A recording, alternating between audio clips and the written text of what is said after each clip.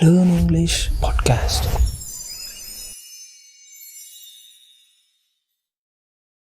Have you ever found yourself pausing, wondering whether to say each is, or maybe every are, Oh, definitely. or struggling with things like neither this nor that? Yeah, those little words cause a lot of confusion. Exactly. These seemingly small but really mighty words. All, both, each, every, either, neither. They're called distributives. It's basically your shortcut to getting a handle on these. Our mission today is just to pull out the most important bits from the sources we looked at, helping you get up to speed quickly on how these words help us talk about, parts of a group versus the whole thing, distinguishing the individuals within the group. And what's really fascinating here is how they do that. The Collins Dictionary defines them pretty well. They refer separately to the individual people or items in a group. Separately. Yeah, so they don't just, count things. They show how something is shared out or divided or distributed, how each member is seen on its own. And here's where it gets, really interesting for the grammar side of things. These words, they can be both pronouns and determiners. That's a key point. And that changes everything for the rules, right? Think each player scored. There, each is a determiner. It's modifying player. Correctly modifying. But then you have each of the players scored. And suddenly each is a pronoun standing in for the players. That little of phrase is the big clue. It really is. And if we connect this to the bigger picture, that difference between each and every, it's crucial, and honestly, a lot of people miss the nuance. Okay, break that down. So each really zooms in on the individual members, one by one. Each child received a present. You're thinking about every single child getting their own gift individually. Right, separate actions. Exactly. But every refers to all the members together collectively. It means each one, without exception. So every member of the team must attend the meeting.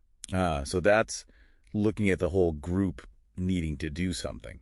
Precisely. It's a universal rule for the group, and a really important point.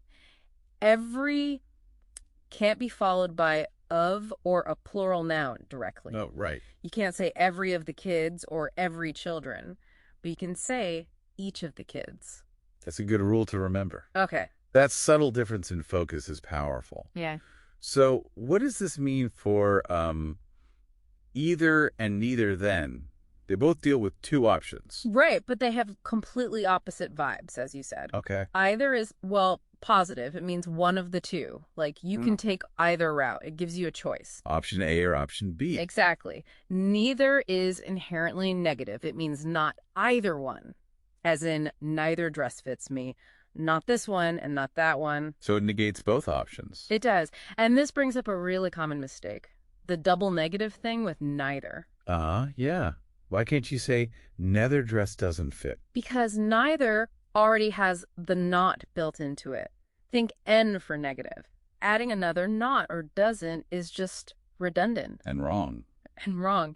You'd say neither of these shirts is dry yet, meaning both are still wet. Not both of these shirts aren't dry yet. Right, exactly. Neither is cleaner, more direct. It's neither does the negative work all by itself. Yeah. Okay, speaking of agreement, this is maybe the biggest headache for people. Could be. Even though these words often refer to groups, a lot of them act as singular subjects. Yes, consistently singular. Which really trips people up. So it's always, each of the children was happy, not were. That just sounds wrong to some people when they see children. It feels counterintuitive, I know. But you're focusing on each one being happy.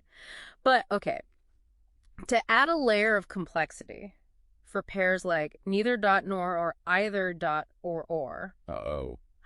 No, it's logical. We use the rule of proximity. Basically, the verb agrees with whatever subject is closer to it. Okay, example. Sure. Neither Sam nor his friends want to miss graduation.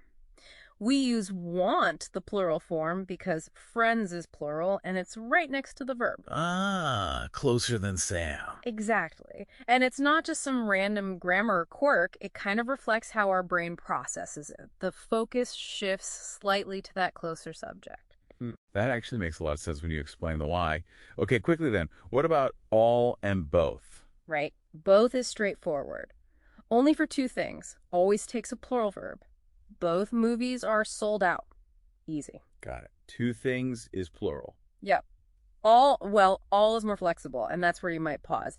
It depends on the noun. How so? If all refers to something uncountable, like water or a single concept, it takes a singular verb. All the water is gone. Okay. But if it refers to plural countable things, like tasks, it takes a plural verb. All the tasks were complete. So all follows the noun it's describing. Precisely. Its agreement is all about what it modifies.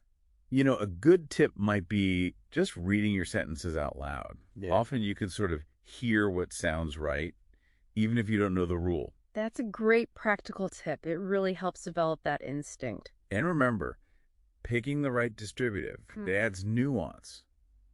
Are you focusing on each individual piece or the whole group, the totality? It subtly changes your emphasis. Absolutely. Ultimately, understanding these distributives is all about getting more precise, clearer in your communication.